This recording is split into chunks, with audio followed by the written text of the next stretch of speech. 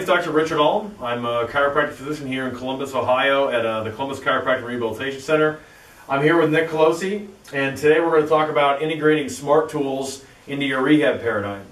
So with any condition, you're going to typically have a component of a soft tissue aspect of it, and then you're also going to have some sort of instability or functional problems with a condition.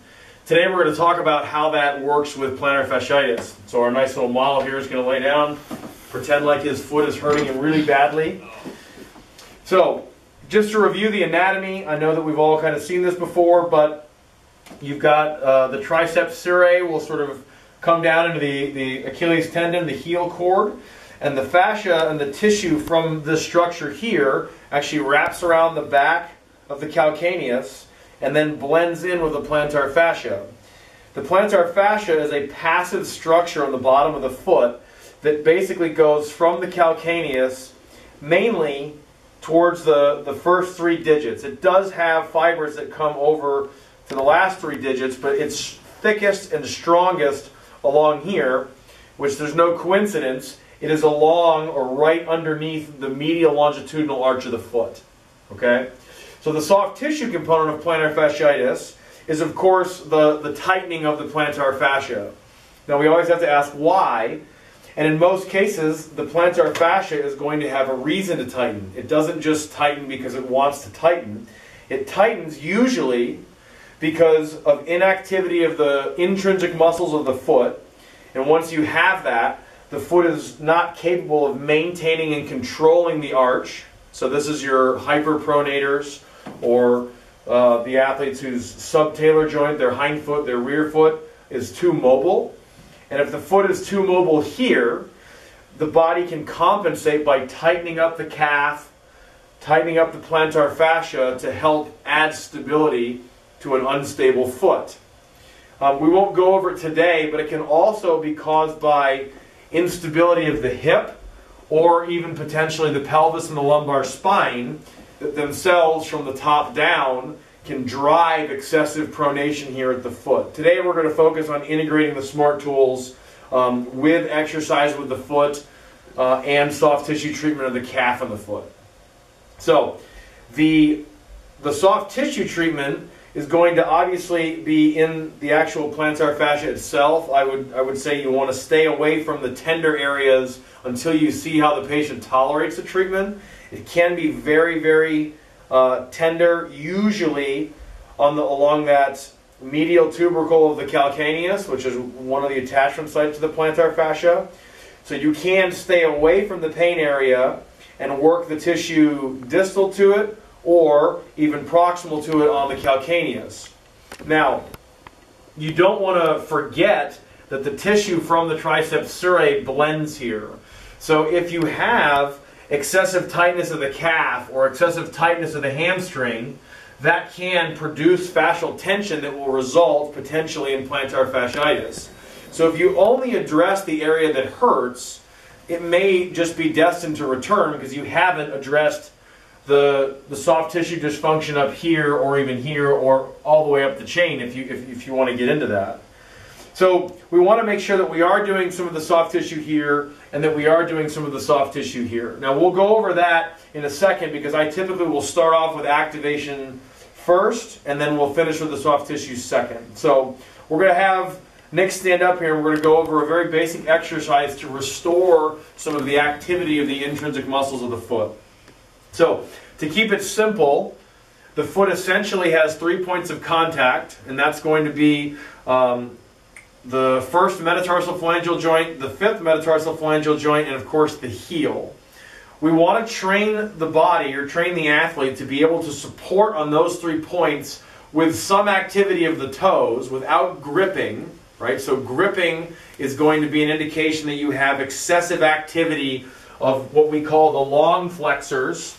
So the muscles within the foot that get inhibited when you get a lot of the plantar fasciitis complaints, they're actually in the foot. They don't leave the ankle, whereas some of the longer muscles that do the gripping of the toes, those actually attach or originate on the back of the shin. So we want to make sure that we're activating the muscles in the foot themselves to help fix the instability that started the process in the first place.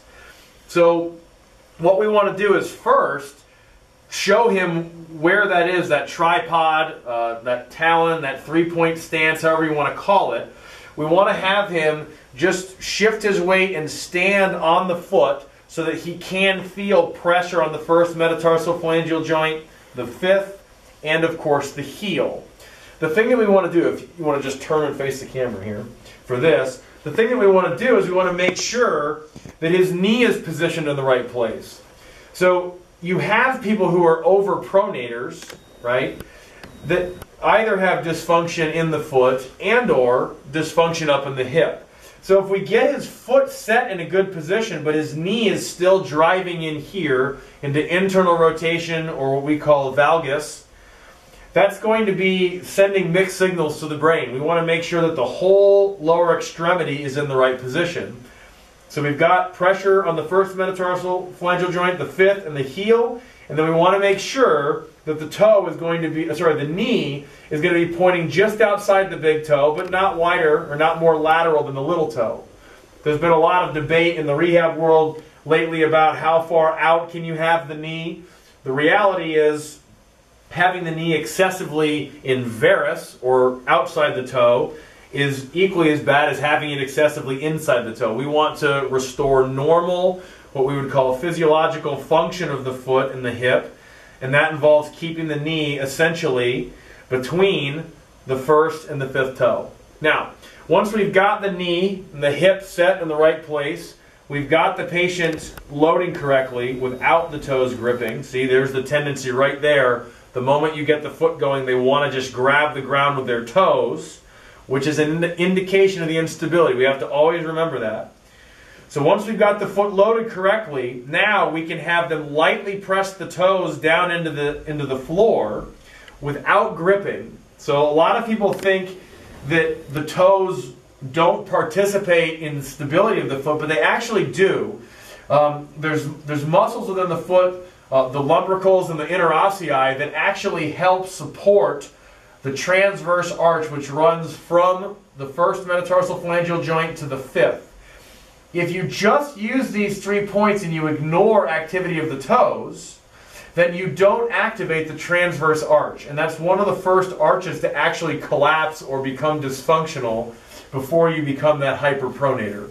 So collapsing here is the same one that's going to cause the Morton's neuroma and some other problems that you get with runners a lot. So we've got the 3 points of contact. We've got light activation of the toes without gripping. Okay? And what we're going to do for the exercise is you have the patient, you can go ahead and put your foot back a little bit. You have the patient shift onto that foot and load this so that they can actually feel the foot loading the way that they're supposed to. And you can only go as far forwards as the patient can tolerate without gripping. Now in this position here, you can have them do a couple things. You can either have them up against a wall where they're sort of shifting forwards onto the forefoot and then shifting backwards. They're loading these first 2 points here, trying to keep the heel on the ground, but as they go forwards, you're going to load the feet even more, and there's going to be a tendency to grip the toes. You're going to stop just short of that and have them hold there for anywhere from 10 to 30 seconds, focusing on maintaining this tripod here so that they can activate the muscles that support the arches of the foot. Okay? So we have one version where we're just going in the sagittal plane, straight forwards, loading that, making sure that we're not losing position of the knee, we're not losing position of the arch, and we're not gripping the toes at all. The other one that you can do that's a little bit more complex, but is very powerful because it shows the athlete how to control the arch, is you have them load their tripod here, and in general I would have them their hands on the back of the couch or a chair, a table, or whatever to balance. But if you have them load this foot right here, you have them support on that so that 95% of their weight is on this foot, and now, without losing the tripod, you have the patient allow the knee to come in just a little bit inside this big toe, and then they keep the tripod loaded, and then you have them push the knee outside the toe, okay? Now we don't want to be extreme with this, but what this does is it allows the athlete to feel how the hip and the intrinsic muscles within the foot help stabilize the foot, the knee, and the hip during bipedal locomotion, right? So if we have him here, he can have his hands on his hips or on the couch or whatever. We're going to let him have his knee collapse inward, maintaining the full tripod, and then we're going to have him turn the knee out. And if he, go ahead and face me. If you look here, if we have him in this position, we've got, this is your medial longitudinal arch right here. If we have him load in this position, when he brings his knee into valgus, or adduction at the hip, you're going to notice that this arch collapses. So a valgus position of the knee is associated with hyperpronation of the foot. We see this when you're doing gait analysis. You see this when you're watching somebody squat. All of these things are occurring at the foot, the knee, and the hip. Okay? So this position is associated with instability of the foot. When you see this, when someone's just standing there and the arch of their foot is just collapsed, these are the people that might get plantar fasciitis because the brain will contract the tissue in the back of the calf and the foot to help stabilize the foot. What we need to do is train the foot to stabilize with muscular control and not activation of passive structures like the plantar fascia. So when we have him in this position, we're actually activating, eccentrically activating a lot of the muscles, the abductor hallucis, the flexor hallucis brevis. There's lots of other muscles within the foot that we can turn on here to help him control the arch. So if we drive the knee out, you can see that this arch elevates. What we've got to be careful when he externally rotates his knee is that he doesn't just roll to the side and now he's lost this point of contact.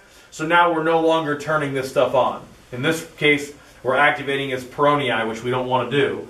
We want to keep the tripod there and train the intrinsic muscles of the foot to activate and contribute to controlling the stability of the arch. So for this one, again, you can use controlled range of motion in and out. We're always maintaining the tripod, and you might have them do this a couple times a day where they're just doing sets of 10 or 15, doing controlled motion in and out, emphasizing feeling the foot muscles lengthen when the knee comes in as the arches drop, and shorten and contract as the knee goes out. Never losing the tripod. Okay? So there's lots of exercises that you can use. These are two that I use. One of the reasons I like this is we have essentially the athlete almost in mid-stance of gait. So if we just give him an exercise that he's sitting on the ground or he's pulling a, crunching up a towel or whatever, that's not a very functional position for him. I can turn this exact exercise into a hip exercise as well, and it's a very, very functional movement for a lot of these athletes that are typically triathletes and runners that are getting this. So it's a very powerful exercise because it's very close to what they do in their sport. So we could start with this where we're activating the foot, we're activating the hip, but that's going to be the instability component to it. Now we can use the smart tools to actually do the soft tissue component of it. Okay, so we'll have him lay on his belly for that.